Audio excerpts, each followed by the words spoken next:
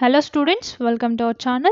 In this video, I am going to discuss about postulates and limitations of Bohr's model of hydrogen atom, and it is very important question for the 8 marks in class 11 chemistry, and I am sure that in this video you can find very easy and simple points regarding the postulates and limitations of Bohr's atomic model, and I am providing handwritten notes for every topic which we have explained in this channel.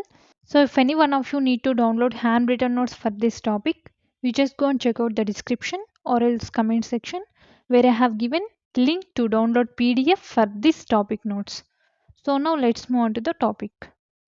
Bohr's atomic model. So this model was proposed by Niels Bohr in the year 1913. And this theory modified the atomic structure by explaining some postulates. So now let's see what are the postulates of this Bohr's atomic model.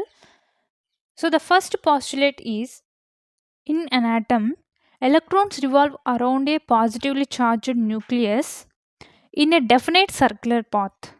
That means in an atom, every electron has its own path. Every electron has its own definite circular path.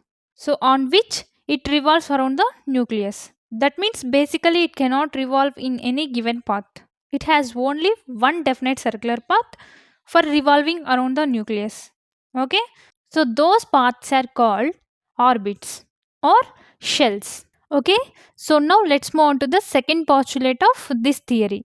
And the second postulate is each orbit has fixed energy and these circular orbits are also known as energy levels.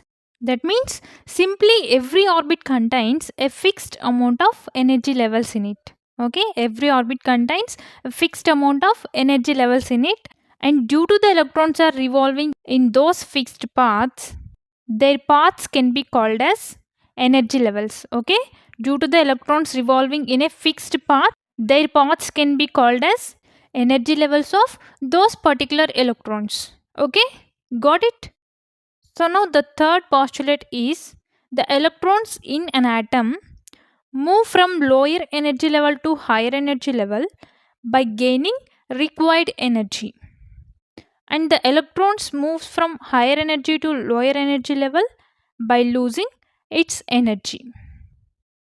So it simply means that if an electron wants to move from lower energy level to higher energy level, then it needs to gain some required energy. It needs to gain required energy to move into excited state.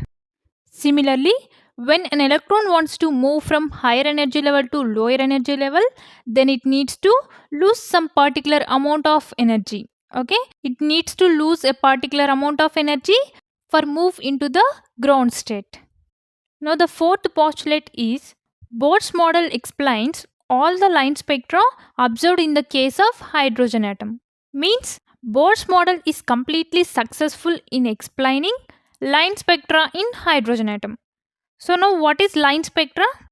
The line spectra of hydrogen atom means when the atoms of hydrogen are excited, they emit light of certain wavelength. Okay? They emit light of certain wavelength which corresponds to different colors, and it is called as line spectra of hydrogen atom. Okay? Got it? So now let's move on to the limitations of this Bohr's model.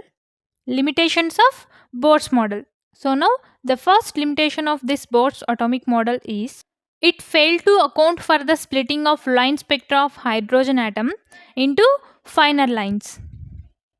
That means you already know that a regular spectra of light looks like this.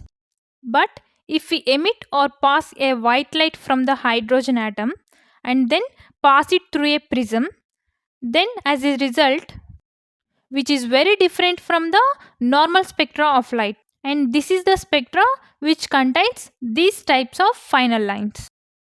And the issue is that the details of these finer lines was not explained by this Bohr's model.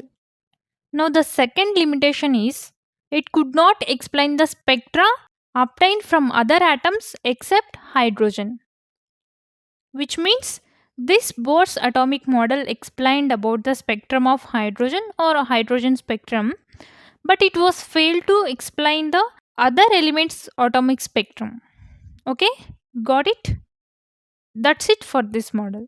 In our next video, you can find another important 8 mark question for class 11 chemistry. And if you want to listen more concepts regarding chemistry, do subscribe our channel, and thank you for watching.